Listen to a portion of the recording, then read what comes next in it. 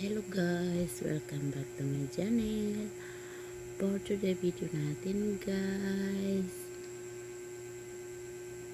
ipapakita ko lang sa inyo guys kung anong meron akong natira na gold simula ng galing pa ako ng Kuwait hanggang sa pag-uwi ko na dito sa Pilipinas. 3 years na ako dito, so papakita ko sa inyo kung ano yung natira sa akin na mga gold ko na galing pa ng Kuwait. So eto guys, papakita ko na sa inyo. So ito, buksan na natin ang ating wallet na maliit na nilalagyan natin ng ating gold guys. Dito ko siya nilagay guys kasi lagi nandito sa aking bag para kung may emergency na mangyari, so dala-dala ko na din siya. So ito na guys, pakita ko na sa inyo ang aking gold. Itong aking bangers guys ay Sanlan ito guys, ngayon ay 60k plus. Ito guys, ito ay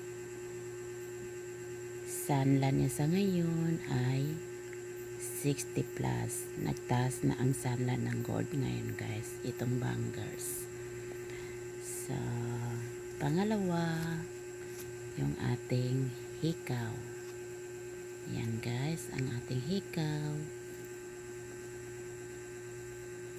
Ang ating hikaw guys ay mahigit 17k.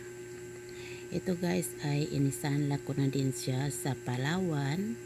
So sa Palawan Pawn Shop guys ay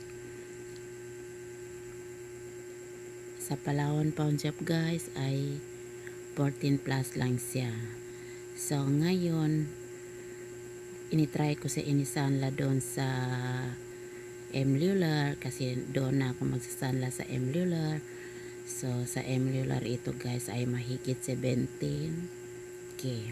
Ayan guys. So yun, pagpalagay mo na ng 16k, mataas ang sanla sa M-Lular. Sa Palawan ito 14 plus, sa M-Lular 16 plus, mahigit 17k. So yan guys.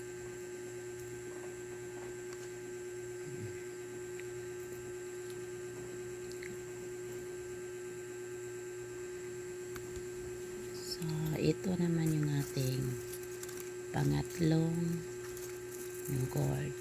Yan guys, resibo pa yan ng aking kwentas guys. Yan, galing pa yan ng Atlas Jewelry sa Kuwait. Ayan guys. So ito yung aking kwentas. Ayan ang aking natirang gold guys, 22 carats. So ito ay Sanlan niya ngayon. Nung sinanla ko siya sa Palawan ay sa Palawan siya guys 20 plus k, 120 plus 120,000 plus. So ngayon guys, nagtaas na ang gold. So initry ko sa inisanla sa M-Lular. So sa M-Lular guys ay 135k plus. Meron pa siyang plus. Mayroon pa siyang sobra sa 30k. So 130k itong kwintas sa M-Lular.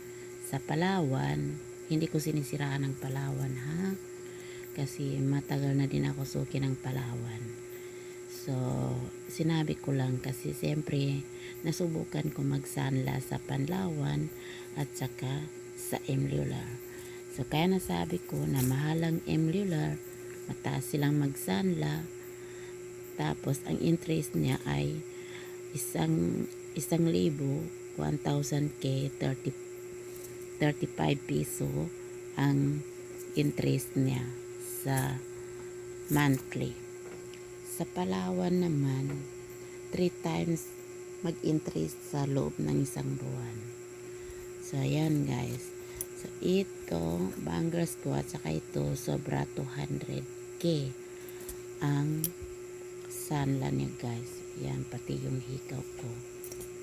So, meron pa akong ito, sing-sing. So, konti lang itong sing-sing guys, 8,000 plus. Ayan. Tapos guys, meron pa tayo dun sanla sa Palawan, sa Emlula na sing-sing at saka hikaw. Hindi ko pa yun nakuha guys. So ito ay magkano ba yan? Hindi mag-focus yung video natin, hindi mag-focus yung camera.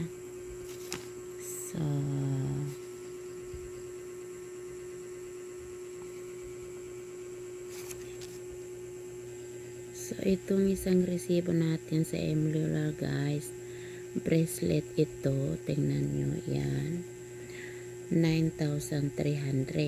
Hindi ko pa ito nakuha guys, nandoon pa sa Emlula. Yan, Emlula pawn shop. So ito ay 9,300 bracelet ito guys. So ito naman yung pangalawang resibo natin ay earrings naman ito guys. Earrings, hikaw siya, 5,000. So ito yung pangalawang resibo natin. Yung bracelet 9,300, pangalawa natin ay 5,000. So same dealer yan guys. So ito naman yung ating pangatlong resibo na ano ito guys, kung hindi ako magkamali 6,000. Nasana ba?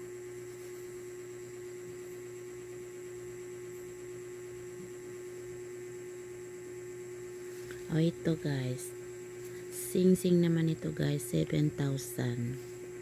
So yan siya guys. So 7,000, binawasan siya ng 245. Tapos service charge niya ay 5 piso.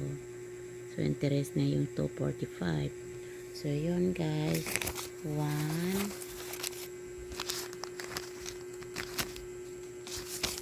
2, 3. Tatlo pang resibo natin sa Emlula. Hindi pa natin ito nakuha. Isang buwan na ito guys. So thank you for watching. Don't forget to subscribe, likes, and share. Bye bye. See you for my next video.